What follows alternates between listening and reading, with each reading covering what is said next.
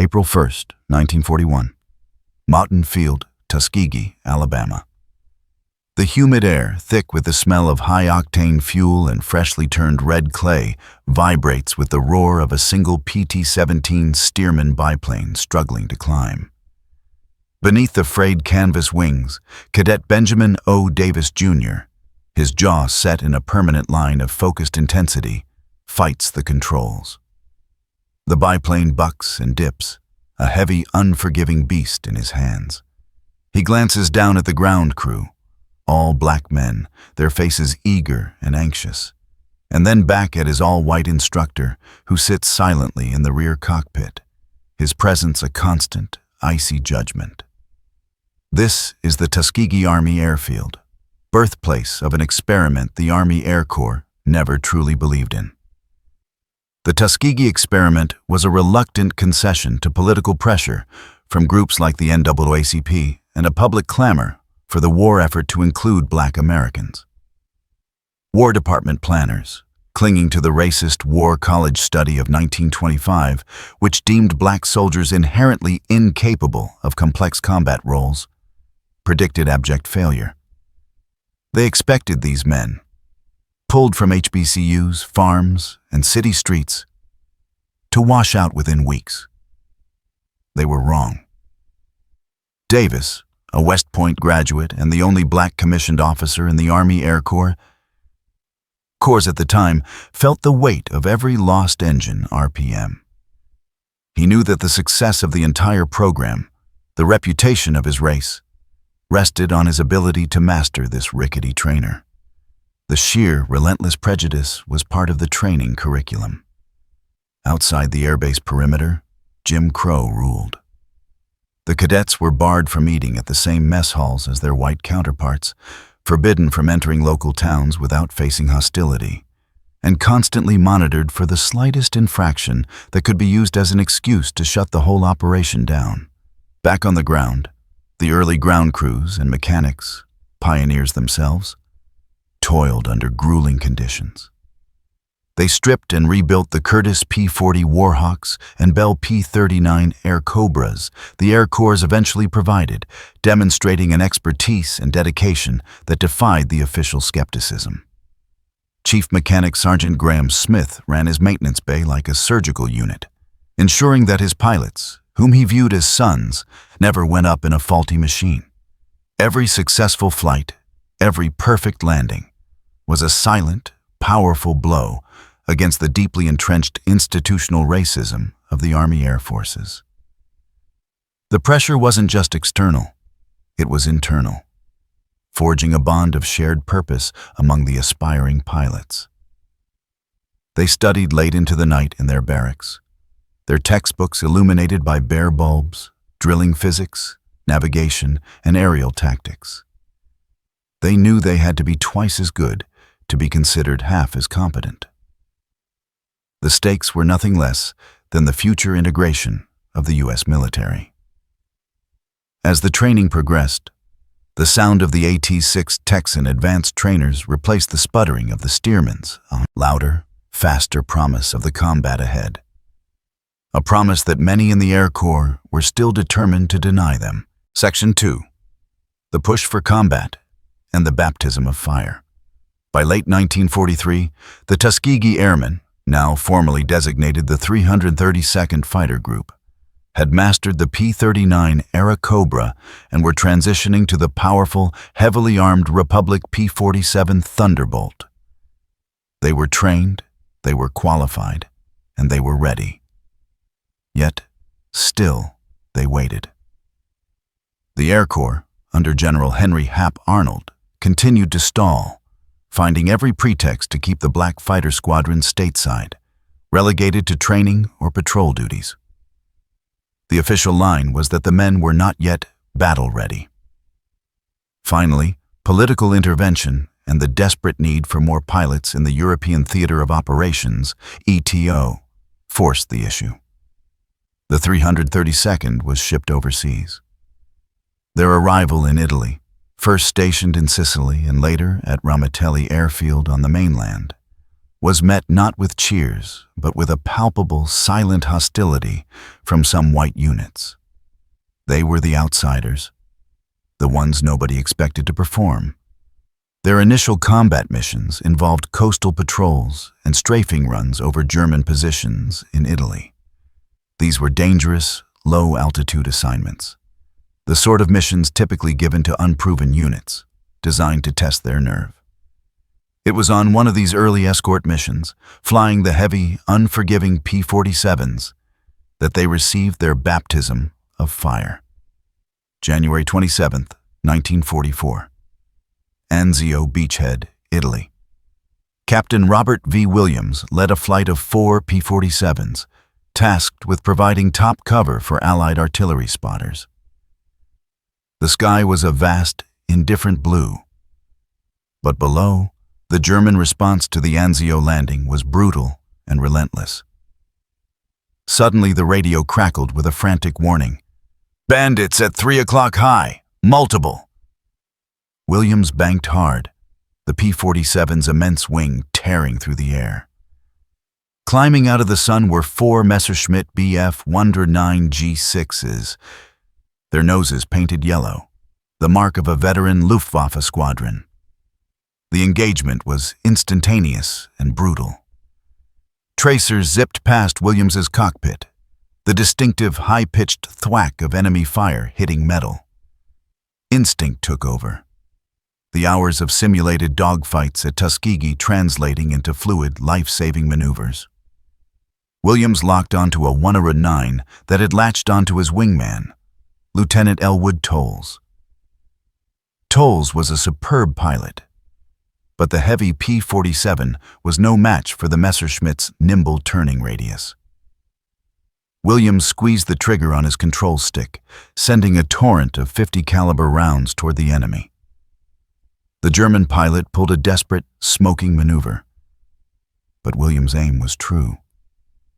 The 109's engine cowling exploded in a brief, white flash before the aircraft spiraled down, an asterisk of smoke against the Italian mountainside.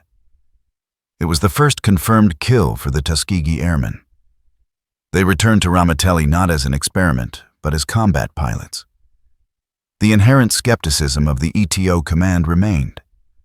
But among the bomber crews they were assigned to protect, a grudging respect had begun to form. The 332nd was about to be given the task that would define their legacy: long-range bomber escort. Section 3, the Red Tails and the mission to protect. The transition to long-range escort missions coincided with the arrival of their new aircraft, the sleek, powerful North American P-51 Mustang. But it wasn't just the change in airframe that marked their unit. It was the distinctive livery they adopted.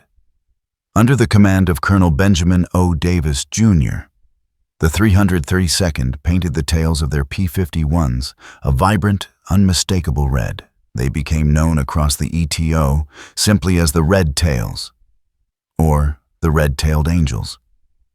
The psychological effect of the Red Tails was twofold. For the bomber crews they protected, flying the massive B-17 Flying Fortresses and B-24 Liberators deep into enemy territory, seeing those crimson empennages was a beacon of hope. They knew the Red Tails were dedicated to their protection, exhibiting a discipline that was quickly earning renown. For the Luftwaffe pilots, the Red Tails became a symbol of lethal efficiency, an enemy squadron that seemed determined to violate the standing fighter pilot doctrine of the time. That doctrine dictated that fighter pilots prioritize shooting down enemy fighters, saving the bombers only if convenient. But the Red Tails, keenly aware that their every action was scrutinized, adopted a non-conventional bomber-first philosophy. Their objective was simple and unwavering: do not let a single bomber fall to enemy fighters. This dedication flew in the face of the standard ETO tactics, which often saw escort fighters break formation early to chase German aces, leaving the heavy, slow-moving bombers vulnerable to concerted attack. March 24, 1945. escorting the 464th Bombardment Group to Berlin. This mission was arguably the longest and most dangerous escort mission of the war in the Mediterranean theater, flying nearly 2,600 miles round trip from Ramitelli to the heart of the Third Reich. Colonel Davis led the 332nd to provide cover for the strategic bombing of Daimler-Benz manufacturing plants outside Berlin. The bombers were critically vulnerable, having spent hours over enemy territory. Deep in the German interior, the Luftwaffe threw everything it had at the approaching armada. This was late war, and the Germans were desperate, deploying veteran fighter groups and, most terrifyingly, the new jet aircraft. Captain Roscoe C. Brown, Jr., leading a flight of P-51s, spotted the signature smoke trails of the enemy interceptors. They were the feared Focke-Wulf FW-190D9. Long noses, fast, powerful, and flown by some of the most experienced pilots still flying. Brown immediately engaged a flight attempting a head-on pass at the B-17s. The air filled with the deafening roar of Rolls-Royce Merlin engines and the staccato thunder of 50 calibers. Brown executed a high G maneuver, pulling the Mustang tight to avoid an FW-190. He then rolled, diving on a second German fighter, which was already firing on a straggling B-24. His guns barked, stitching a line of destruction across the FW-190's wing route. German aircraft instantly pitched into a terminal spin. Brown pulled up, checking his six, the adrenaline surging, never once forgetting the lumbering bombers below him. The result of the Berlin mission was a stunning demonstration of their commitment. While other escort groups were credited with high fighter kills that day, the 332nd's true accomplishment was the zero-loss statistic. The 464th Bomb Group lost no bombers to enemy fighter attack under the direct protection of the Red Tails. This record of unparalleled success in protecting their charges began to circulate through the Allied command like wildfire. The experiment was over. The Tuskegee Airmen had proven themselves in the most definitive way possible. Section 4. The Zero-Loss Myth and the Jet Challenge. The legend of the Red Tail Angels began to solidify into an undeniable fact. They were the best bomber escort unit in the theater.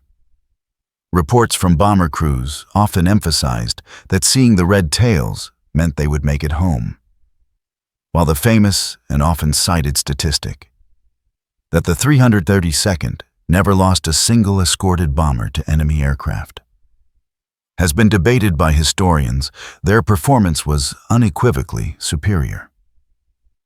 The official USAF records, when analyzed, show that the 332nd's loss rate of escorted bombers was dramatically lower than the average of other escort groups. This near-perfect record was the direct result of their strict doctrine. Stay with the bombers, no matter the temptation of a high-scoring individual kill. However, the war did not become easier. By the spring of 1945, the Luftwaffe was deploying its ultimate technological gamble, the jet fighter. March 24, 1945, later in the day, near Brandenburg, Germany. The mission was far from over.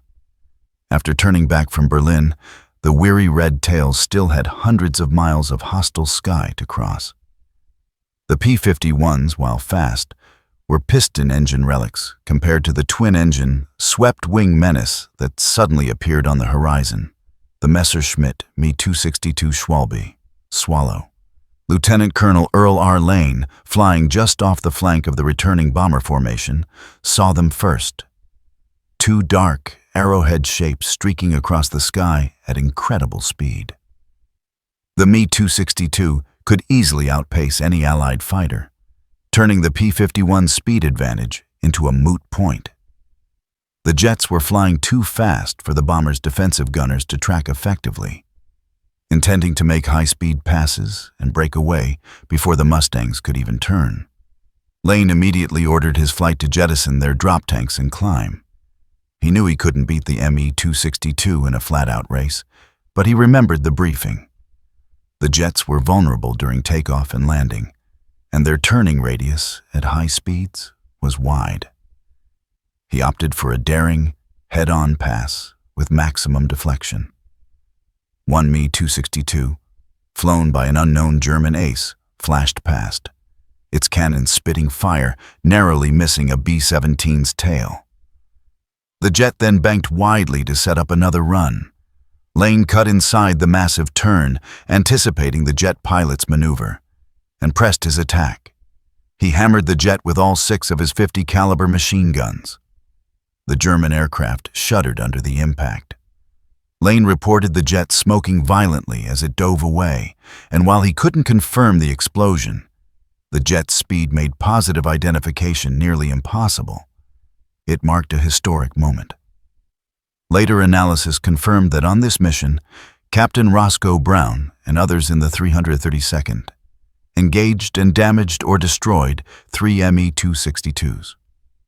This made the Tuskegee Airmen one of the few, if not the first, conventional propeller-driven fighter groups to successfully engage and defeat the vaunted German jets in air-to-air combat. They had faced the newest technology of the collapsing Reich and held the line, ensuring the safe passage of their bombers. The skies over Europe were a laboratory of life and death, and the Red Tail's meticulous training and disciplined tactics proved the ultimate weapon against both racism and advanced enemy firepower. Section 5. Beyond the Skies, Recognition and the Fight at Home. The end of the war in Europe in May 1945 brought the Tuskegee Airmen home, not just as victorious soldiers, but as decorated heroes. Their collective record was staggering. Over 15,000 individual sorties, approximately 1,500 missions, and the distinction of being the only fighter unit never to lose an escorted bomber to enemy jet aircraft. They earned over 150 distinguished flying crosses, numerous Legion of Merit awards, and a Silver Star. Yet, the moment their boots touched American soil, the fundamental contradiction of their service slammed back into place.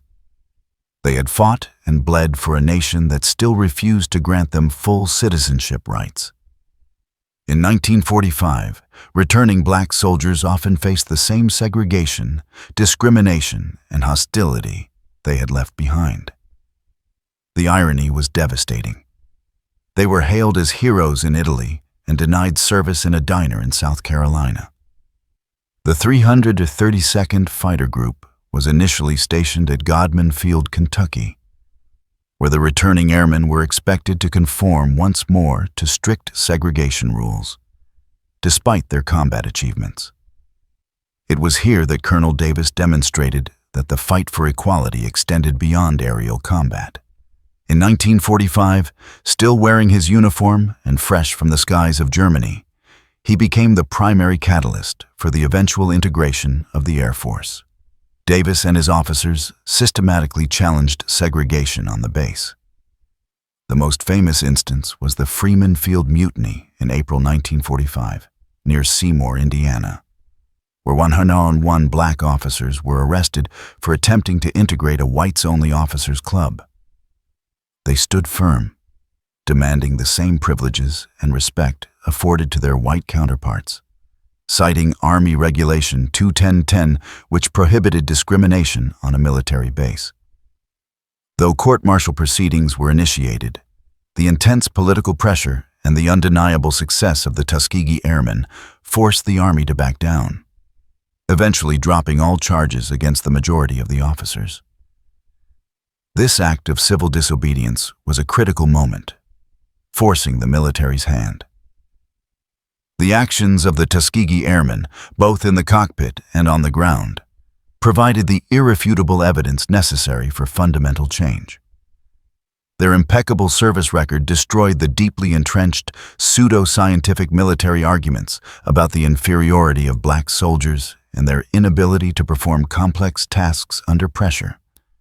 3 years after the war's end, the culmination of their sacrifice and defiance arrived.